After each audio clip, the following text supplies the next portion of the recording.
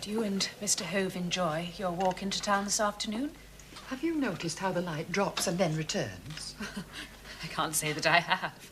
Not yet, but last night in our room, just before the mirror shattered, suddenly an icy cold, and then the lights almost went out. Expect, Mrs. Hove, that it is because you are unused to gas. It does tend to go up and down.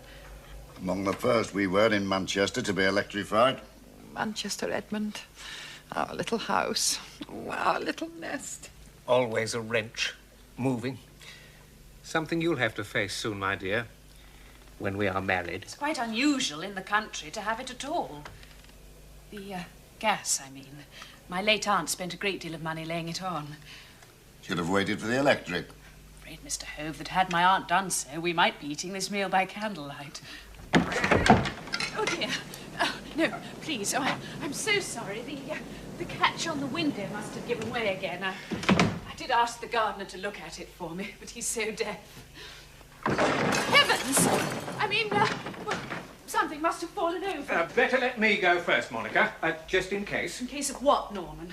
It's nothing, I tell you. Nothing that can't be explained.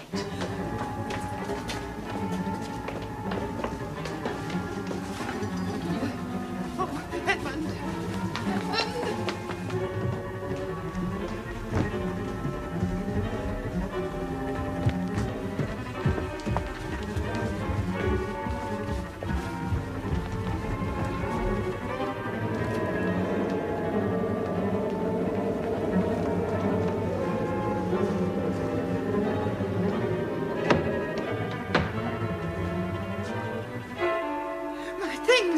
All my beautiful clothes.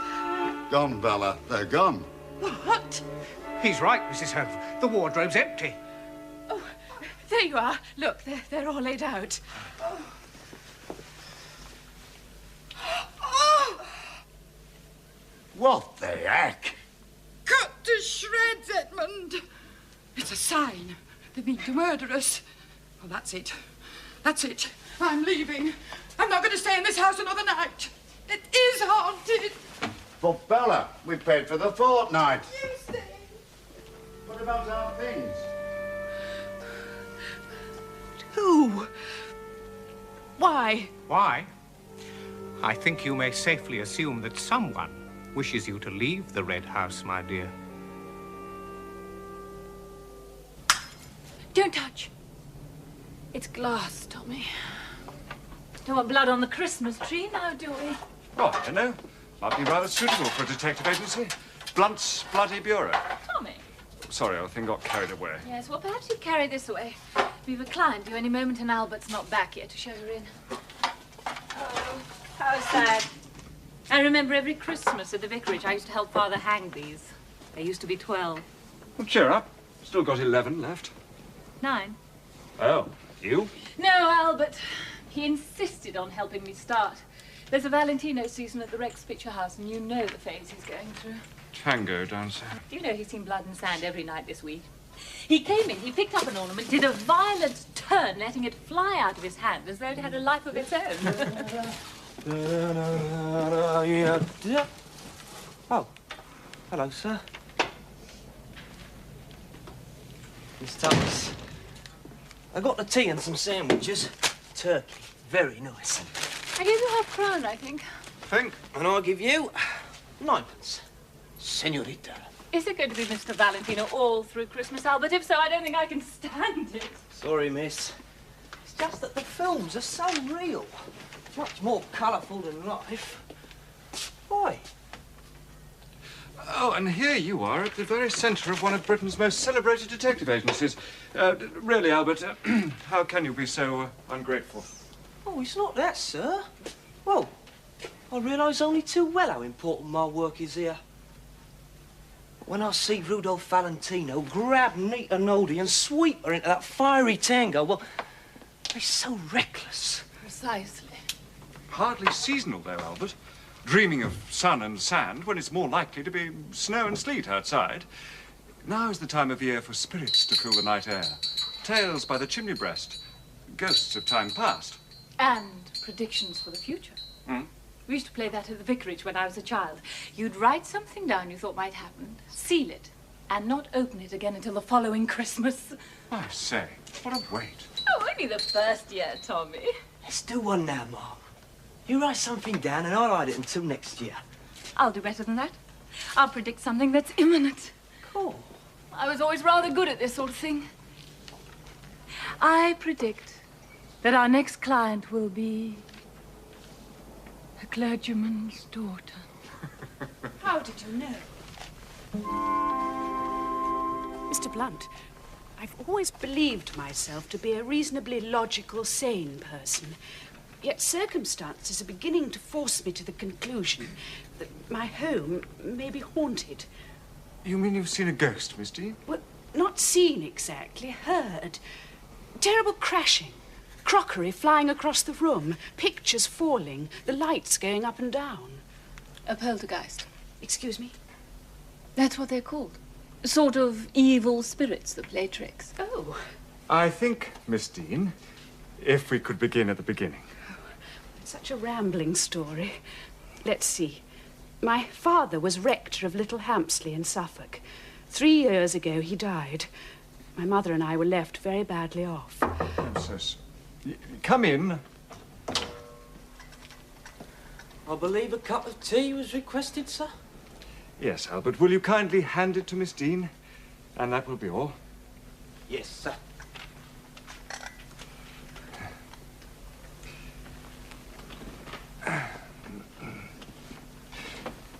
Please, continue, Miss Dean. Well, at first I went out to work as a governess, but my mother soon became a confirmed invalid. I had to come home to look after her. We lived in tiny but expensive lodgings and were desperately poor. Until one day our fortune seemed to change. We received a lawyer's letter telling us that an aunt of my father's had died and had left everything to me. I'd often heard of this aunt who'd quarrelled with my father many years earlier and knew that she was very well off, so it really seemed our troubles were at an end. But matters didn't turn out quite as well as we hoped. I did inherit the Red House, which was where she lived, but after paying 1 or 2 small legacies she'd made, well, there was no money left to live on. Yet you had believed your aunt to be rich. Indeed I had, Mr. Blunt. I suppose she must have lost it during the war, or perhaps she'd just been living on the capital. Still, we had the house. It's a large, rambling place. The town is over a mile away, so we're quite remote, really. I suppose it's called the Red House because of the brick, although the locals tell more lurid tales. You don't look to me the sort of girl who listens to village gossip, Miss Dean. No, I just feel so, Oh. Miss Robinson appears to have been rather carried away by your story. Oh, how dreadful. Quite all right. Perhaps you could squeeze another cup out of Albert. You know how he listens to you, Mr. Blunt. Oh, yes. Yes, I'll certainly try. If you'll excuse me.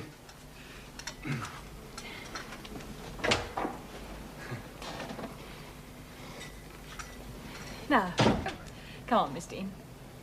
Out with it. Is it a man? Could you know that? Happens to everyone. Happened to me. Oh.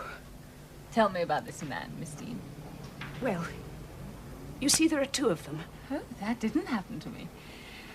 I suppose one rich, one poor, and the poor one's the one you like. I don't know how you know these things. Sort of law of nature. There's Norman, Mr. Partridge. He was with me the night the wardrobe overturned and the Hove's clothes were shredded. He's kind, considerate, and rich. A good man, I'm sure. If I married him, all our troubles would be over. It's just that... You don't love him. Tell me about the one you do. Gerald.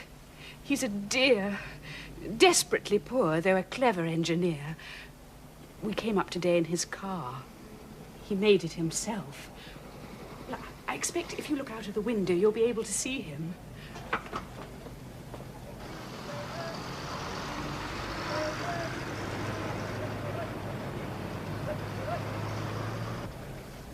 I understand your preference. Here we are.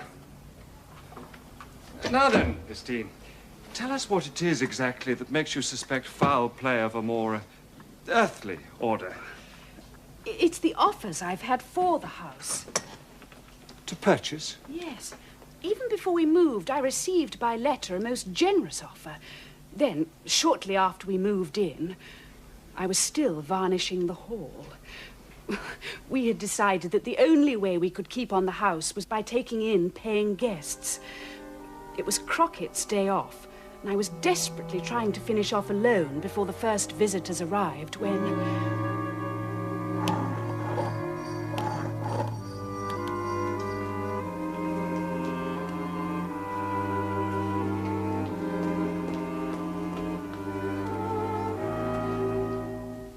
Good afternoon. I've called to see your mistress. I wonder if you would inform her. My name is Smart. Percival Smart. Oh, still decorating, I see. Mr. Smart, I am she, the owner of the house. Can I help you? Ah, Miss Dean? Oh, I've been told the house is for sale, and I might be interested. Mind you, big place. Difficult to heat, I expect. Still. I'm afraid you've been misled. I should be prepared to make a most generous offer, which, if invested wisely... Mr. Smart, this house is not for sale. I intend to run it as a business proposition. My first guests arrive next week.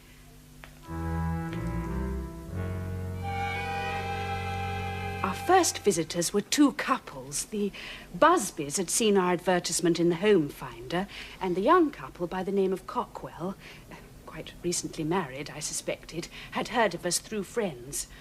They'd all retired early. I read to Mother as usual and settled her down for the night. By the time I was ready to take her tray down, the church clock was beginning to strike 12. I heard some sound coming from the Cockwells' room as I passed, but nothing out of the ordinary. I was about halfway down the stairs when...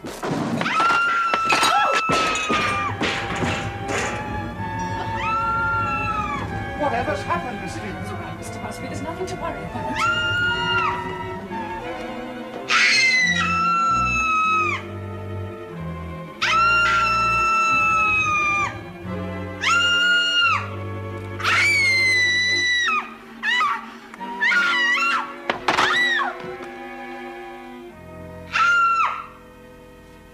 They all left early next day.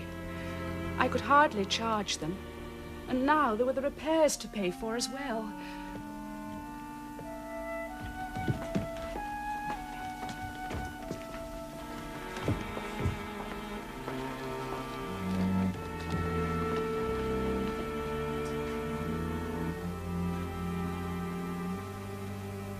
Upon inspection, it did seem as though the four-poster had been just cut through. It was after 3 more sets of guests had fled, following similar happenings, that I received my third offer for the house. A Dr. O'Neill called to see me. Told me he was a member of the Society for Psychical Research, that he had heard about the curious manifestations at the house and was much interested in them. So much so that he wanted to buy the house in order to conduct a series of experiments there. At first, I was thrilled and said so. He smiled broadly at me, and my blood ran cold. What was it? What did you see? His filling. A gold filling. Yes. Well, perhaps you'll think it fanciful of me, but... What? It was the same man. The same man, what? The same man that wanted to buy it before. Mr. Smart. I remember quite clearly when he smiled at me. He had a gold filling in exactly the same place. Then I looked at his ears. They were just the same as Mr. Smart's, a peculiar shape with hardly any lobe. Well, I'm sure I haven't made a mistake. It was the same man. This Crockett that you've mentioned, Miss Dean, he's your butler? No, I'm sorry, I didn't make it clear. No, Crockett is a she. Ah. She was with my aunt for about 8 or 10 years. A middle-aged woman, not always very pleasant in manner, but a good servant. She is inclined to give herself airs because her sister married out of her station. Crockett has a nephew who she's always telling us is quite the gentleman. Come in. Sorry to interrupt, sir. Mr. Rush is inquiring on Miss Dean. Gerald. Gerald? Gerald drove her up in his car, made it himself. I see. Well, I think that's all for the moment, Miss Dean. Now remember, there's no need to be afraid anymore. Blunt's brilliant detectives are on the job now. Thank you, Mr. Blunt. What a wait. There is just one thing. Yes? Your fee. I was wondering... Oh, strictly on results. Now stop worrying. You've been through quite enough already. Hadn't we better have Miss Dean's full address, Mr. Blunt? Oh, of course. The Red House, starting in the marsh. When will you arrive? Unexpectedly, Miss Dean. But remember, you have never met me before. Either of us. Oh.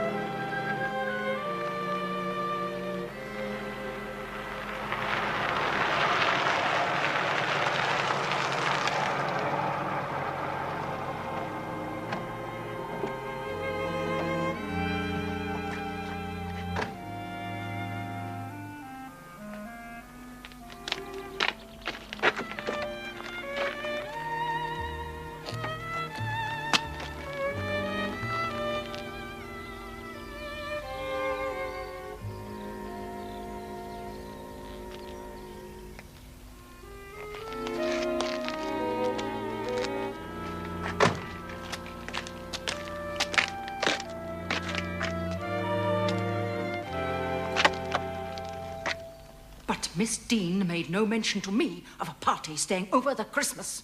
That is a matter for you to take up with your employer. Her ladyship made the reservation personally. Here she is. And here she is likely to remain. Thinking of buying it, see? This house? The same. But hasn't she heard The about... poltergeist? Oh, yeah. You ask me, that's the reason she's so set on it.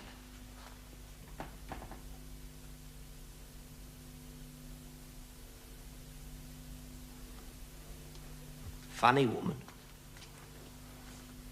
Oh, well, I'll be off to the station to collect her husband, Mr. Beresford. Mr. Beresford? I thought you said she was Lady Grassmere. That's right. Born to a title which she ain't letting go of for no marriage. Money's all is, though. Now, don't you forget a pot of Earl Grey and plenty of hot water. Right away.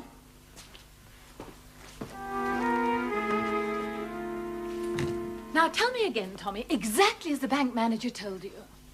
That on the outbreak of war, Monica's aunt withdrew all her assets in gold and cash and brought them back here. So they must be hidden on the premises. Yes, and someone else knows it. Which explains all the offers for the house. You surely don't think she would have hidden them under the mattress in the guest room? Of course not, Goose. Then what are you looking for? An uneventful night's sleep. Last time this thing collapsed, Monica Dean said it appeared to have been cut through. I'm just making sure we don't suffer a repeat performance. I'm very much afraid the four posters always have an effect on me. Always. I couldn't possibly permit an uneventful night in a four-poster. Tubbin, start concentrating that fertile mind of yours and finding this beastly treasure. Now, you're a woman. A neglected one. Nonsense. Anyway, you're far more likely than I to know where an old lady would hide things. Same place as a young lady. Tubbins, really? Talking of ladies, by the way, how is it that in our disguised form, I remain plain Mr. whilst you assume a title? I thought it a perfect opportunity to see how it might have felt had I married Graham. You'll find a lot more to put up with married to Graham Grassmere than a title. A lot less, too, if my information is correct. Tommy, you can be very cruel. Aha. The clergyman's daughter has returned. She's in for another shock when she finds out who's arrived. She's 25. I'm sure she'll manage. Oh, look, there's Gerald. Isn't he adorable? Hmm.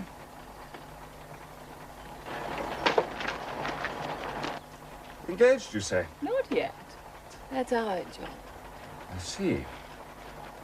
Oh, Tommy, we must help them. We'll certainly try. We'll have to work fast. Once Crockett and that precious nephew of hers get their hands on this house, they'll turn it upside down till they find what they want. Ah, good. Tea. Yes, but Tuppence, an old lady could hardly have dug holes in the garden or pulled up floorboards on her own. I know, and she'd never have trusted anyone enough to help her. Tommy, there must be a clue amongst her possessions. Oh, come on, old thing. I'm starving. Let's go and surprise our hostess. From the very moment I entered your house, Miss Dean. Of course, Miss Dean, I felt as though I had come to rest. Although rest is hardly a word one would use to describe someone possessed. Perhaps accursed with psychic power. Oh. Crockett, leave the tea. I'll pour the rest. I mounted your staircase as though in a trance. And without knowledge, I was simply drawn to the room that we will now occupy. And all around me, I sensed the presence of an unhappy child, willful and full of spite, but in reality longing for eternal rest. I say, old girl, Mrs. Patrick Campbell had better look to her laurels. I thought you were wonderful. But why, Oh, an impression created, seeds sown.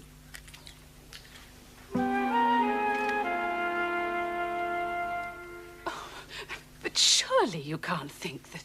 Have you ever met your servant's nephew, Miss Dean? No? Oh. 10 to 1, he has a large gold filling in his tooth. And possesses little earlobe. Oh. Now then, Miss Dean. Monica. Monica, can you tell me what became of your late aunt's personal belongings? Garments? Well, there were only a few. Some were given to Crockett, the rest sent to various poor families. Everything has been gone through and turned out. Papers? There must have been papers. Yes, the desk was full and there were some in her drawer in her bedroom, but there were nothing of importance amongst them. Have they been thrown away? No, my mother is always very loath to throw away any old papers. There were some old-fashioned recipes amongst them which she intends to go through one day. Good. Was that gardener here in your aunt's time? Oh, is it old Frank Mulberry? Yes, poor old fellow. He's past doing any really useful work. We have him in once a week just to keep things tidied. We can't afford more. He used to come 3 times. Perhaps, Monica, if you will be good enough to collect up all your aunt's old papers for me, whilst we have a word with old Mulberry. All along there it went, as far as you can see. Oh, you've got all cockerels and peacocks, end to end. Deepest green you ever saw. Green cockerels? Topiary, like sculpture it were. Well, my speciality, my lady. Upper artist I was with them shears. But now all these old hands is good for is holding a glass of ale. When I can afford it. The old lady was lucky to have you, Mulberry. Ah, let the place go to rack and ruin they did once she were cold. And those boys from the council houses, they set fire to it. But I knows all their names. Yes, but while she was alive, she must have depended on you totally. Ah. Everything that went on in the garden, all her little secrets shared with you. Maybe. Like the unusual things she got you to bury for her. The box, for instance. Box? Yes, the box. Oh, thank you very much, sir. Well, let's see now. Box, you said? Yes. Oh, afraid I can't help you there. Why not? 'Cause I never buried no box, that's why not. Oh, but I... Potatoes, carrots, fine spring onions, plenty of them. But I never buried no boxes. They don't come up well, do you see?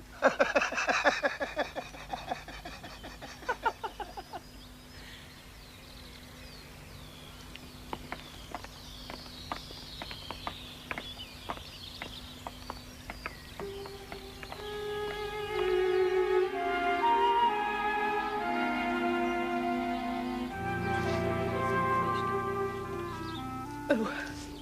I say, Miss Dean, is anything the matter? Partridge. Beresford. My wife, Lady Grasmere. Oh, forgive me. I should have done that. Mr. Partridge is my financial advisor and good friend. Mr. Beresford and Lady Grasmere are house guests. Oh, I didn't realize you'd be occupied. You're staying for Christmas? That is written in the ethers, Mr. Partridge. Lady Grasmere is a student of psychic phenomena, Norman. Gracious me, another one. You'll soon be charging admission, Monica. We shall, of course, expect to pay the going rate for our stay, Mr. Partridge. I shall be in touch with you shortly for your decision. Good afternoon. Good afternoon. What is it? What's happened? Norman tells me that the bank intends to foreclose on our loan. Within 2 weeks, our remaining funds will have disappeared. Broke, eh? And that, I take it, is a financially secure alternative to Gerald. He's awfully clever with figures. And awfully swift to tell a girl when she's none left to be clever with. Wants me to marry him. What am I to do? Well, there's Mother to think of, and it's Christmas. Get a grip, Monica. You're not alone anymore. No. And we mean to get to the bottom of this case. Now then, have you collected together all your aunt's old papers for me? Yes, I put them upstairs in your room. Oh! If one garment is shredded...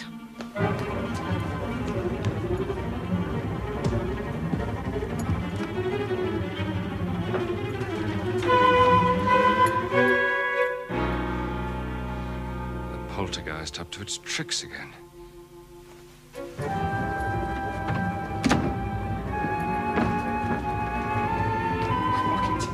Monica, fetch her quickly, please. Not my clothes, Tommy, not my clothes. They're all hired and we'd never recover. Not unless we've taken to wearing a jug and basin, my sweet. Your things are quite safe. Come, Lady Grasmere, settle yourself in here and await the vibrations. Please.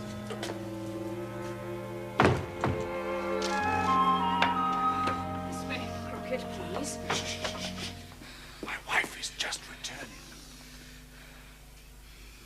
I must have it. Tommy, we must purchase this property.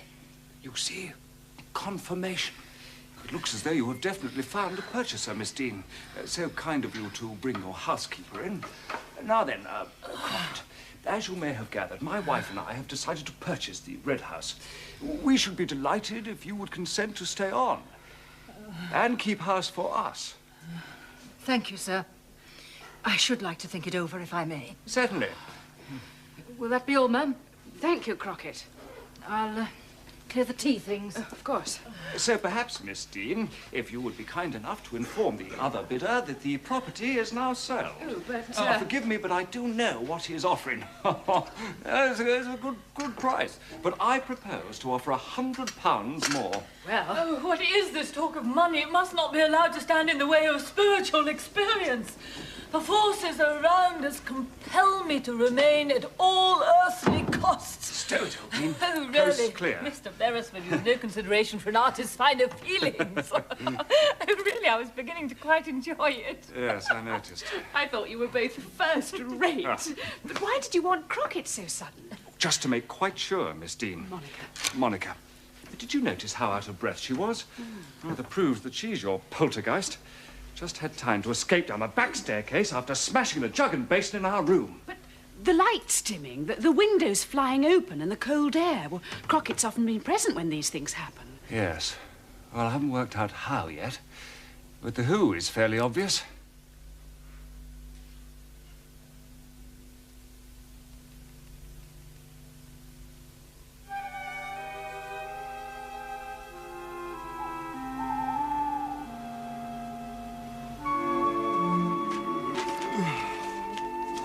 Third time you've been through that box.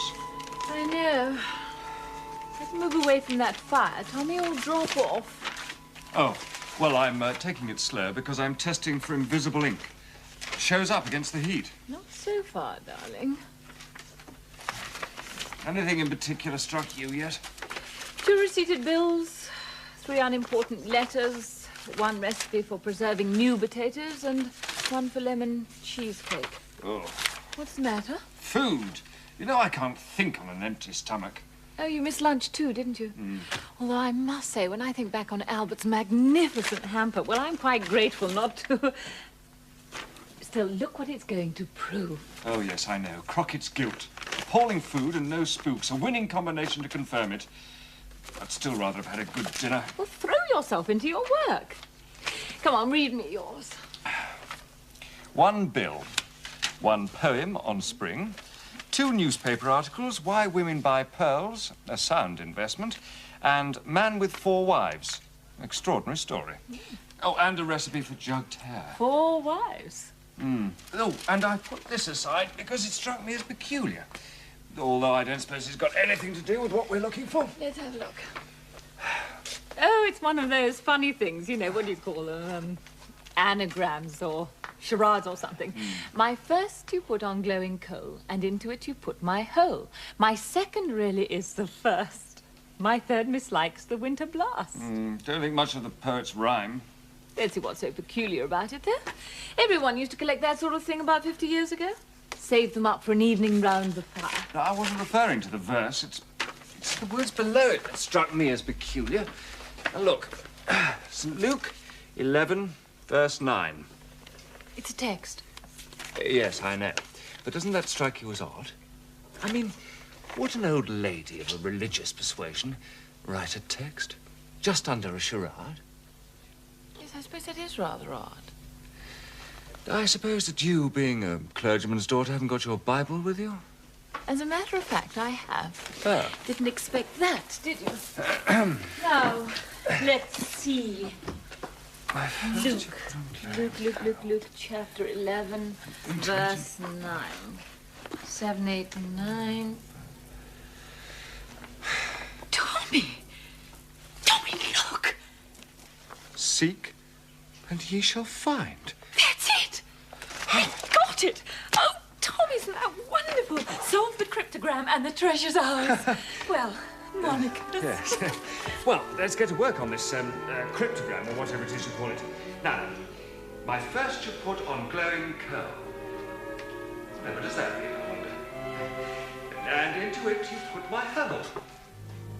That's pure jewelry. It's quite simple, really. It's just a knack. Now, look, give it to me.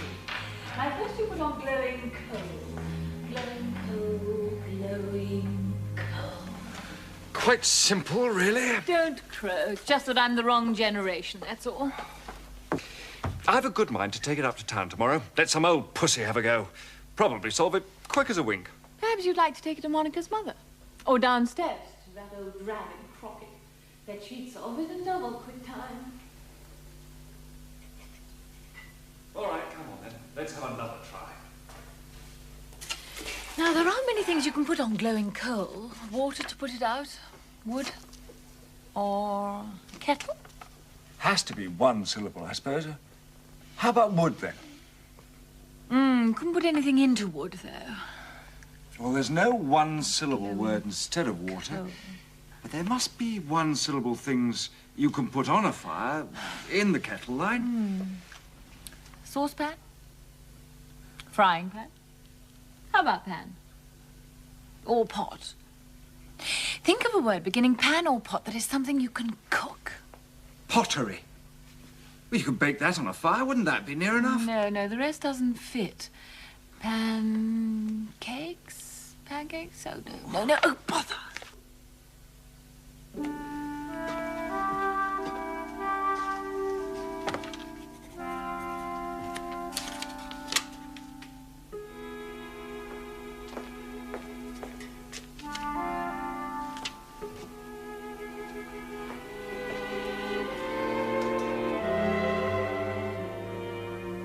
Trouble is, I'm so hungry I can hardly think.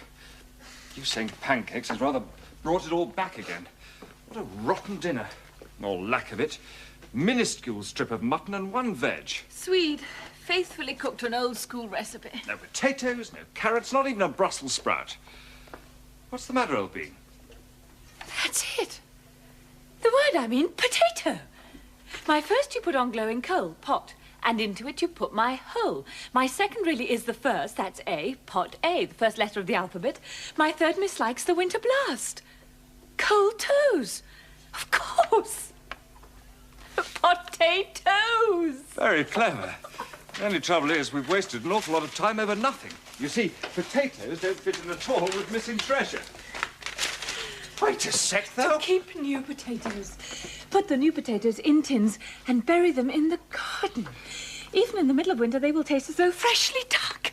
Tuppence, you're a miracle. To think it's just out there, waiting for us to dig up. Oh, yes. Oh, yes, but not just now. The morning will be soon enough. Oh, but I'm much too excited to sleep now. Oh, good.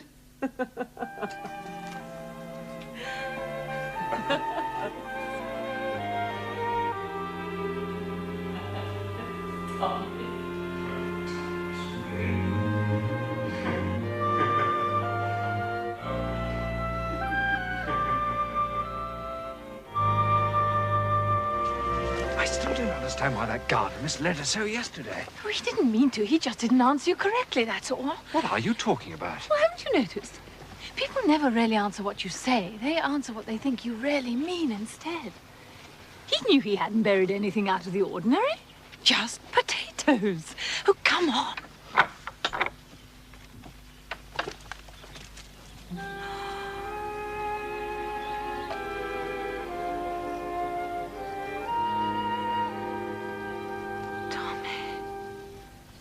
Someone appears to have been here already. But how could they know? Do you think they found the treasure? Well, if they haven't, it was never here in the first place.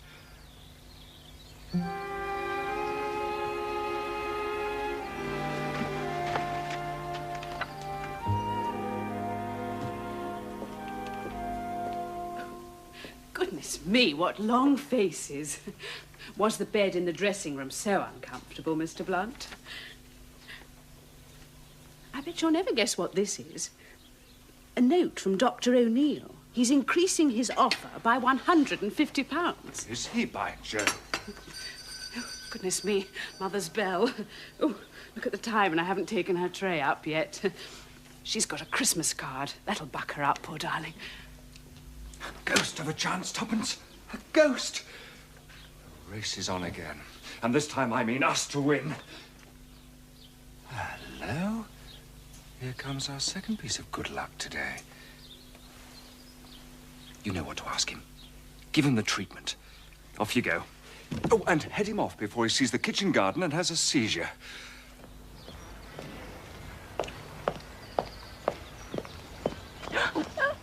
Mr. Mulberry, good morning. What a surprise. I thought you only came once a week now. I just came for my box, milady. Box?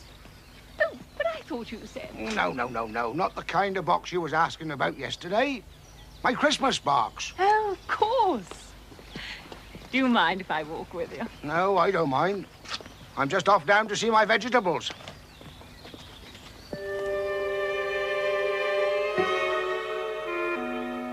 Nothing quite like a Christmas dinner. Except that sometimes I wish we could have different vegetables to the conventional sprouts and roasts. New potatoes.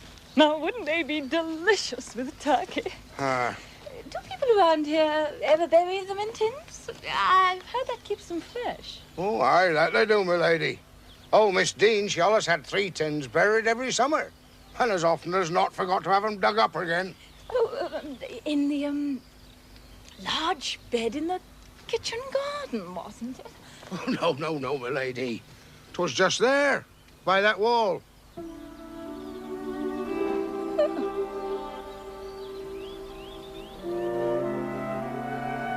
Mr. Mulberry. That's the meadow. That's the wood. Oh, I can't dig up there. What's she up to? Soon find out, won't we? Got to tell someone, hasn't she?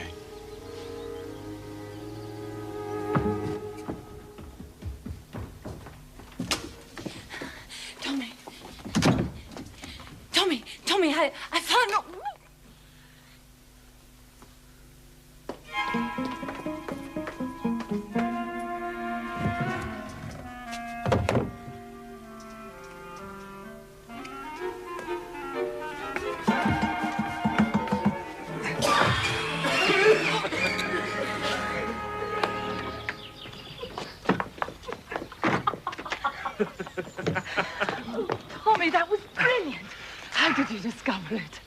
Monica said that the curtains were always blown outward. That normally, with an open window, the cold air would blow them inward. Well, I just noticed the central heating vents and it all added up. Masterly. Thank you. Anyway, what were you doing? Getting poor old Mulberry pointing every which way. You were watching. Well, so was someone else. At least I'm pretty sure they were. I suddenly got the most creepy feeling. So when he told me where he'd hidden the tins, I simply asked him where the sun rose, where it set, and whereabouts in the sky you could see the plough. Quick thinking, Tuppence. Thanks. When do you think it'll be safe to start digging? Not until after dark.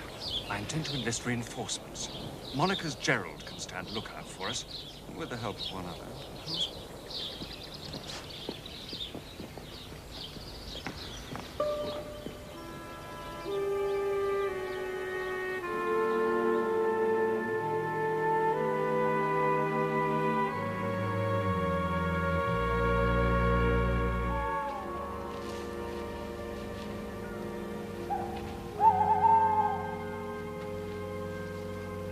Surveillance, Mr. Rush. That's our game. Always the prelude to an exciting climax. Do you see Lon Chaney in The Blackbird? He was this limehouse thief, you see. Used a second identity, a cripple, to spy on the houses he was gonna burgle. Anyway, one night, after it killed a copper, he takes up his disguise as usual. Finds his joints all locked. Permanent. It was so dramatic. I'll never forget the look on his face.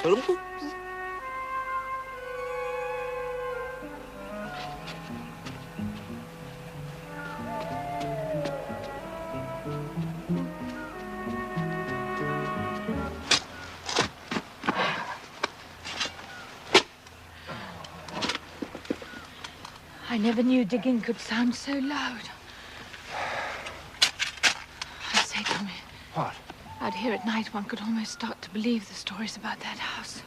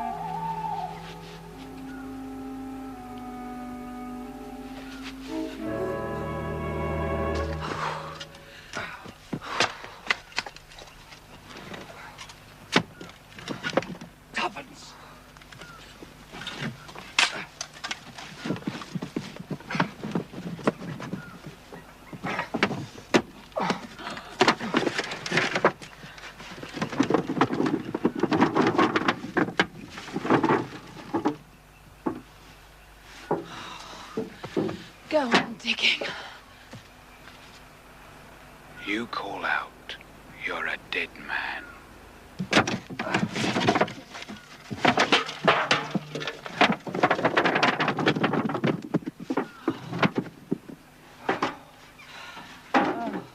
Damn. Third time lucky. I believe the whole thing's a mare's nest.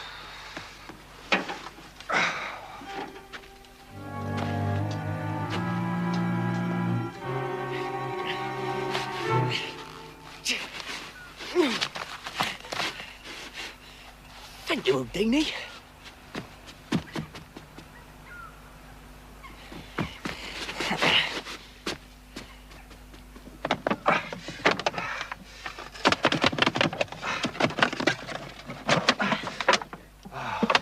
Potatoes.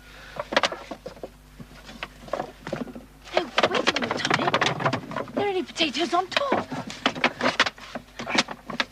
Oh. Don't swing it about.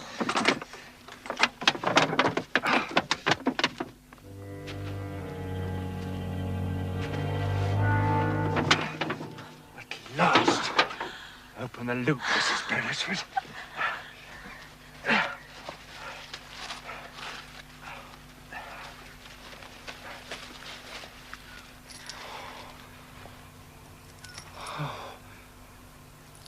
all she could get.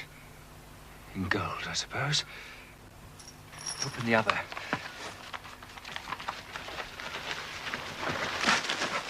Oh, there must be £20,000 at least. Shall I? Please do.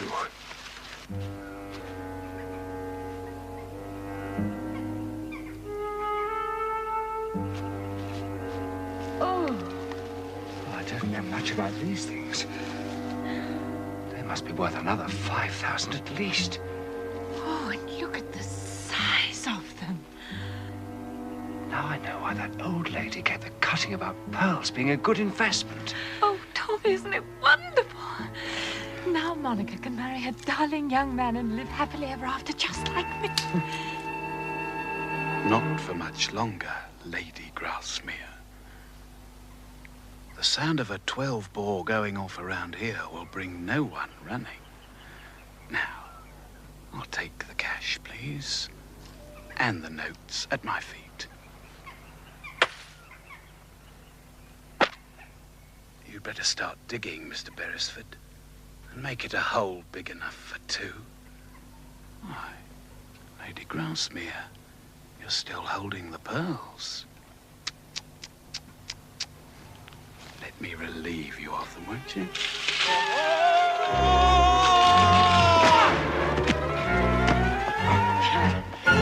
Well done, Albert. Tarzan the Ape Man. Douglas Fairbanks in the Black Pirate. Jolly good. Now fetch the police, will you? Tuppence, the money. How? Tuppence, if you really love me, will you answer me one question? No, I hate these catches, but all right. How did you know Monica Dean was a clergyman's daughter? Oh, that was just cheating. I opened her letter making an appointment. And Mr. Dean was father's curate once, and he had a daughter called Monica, so I put two and two together and just hoped for the best. You're a shameless creature. Hello. 12 o'clock striking. Happy Christmas, Tuppence. Happy Christmas, Tommy. And it'll be a happy Christmas for Monica, too, and all because... Oh, Monica, happy Christmas. You look... Is poor Gerald all right? Yes. Oh, yes, thank you. The police doctor said he must have a remarkably thick skull. Your brave Albert is kindly driving him home. He's just a little stunned, that's all. And so am I. Has anything happened? We're engaged. Oh, Monica, that's wonderful. Congratulations. First class. Hold on, I've got just the thing to celebrate this. I found something in your cellar, Monica. Good old Gerald. Fancy popping the question after a bash on the head like that. Shows stamina. Come on, Monica. Out with it. I might have known. Well, it's just that Gerald didn't exactly pop it.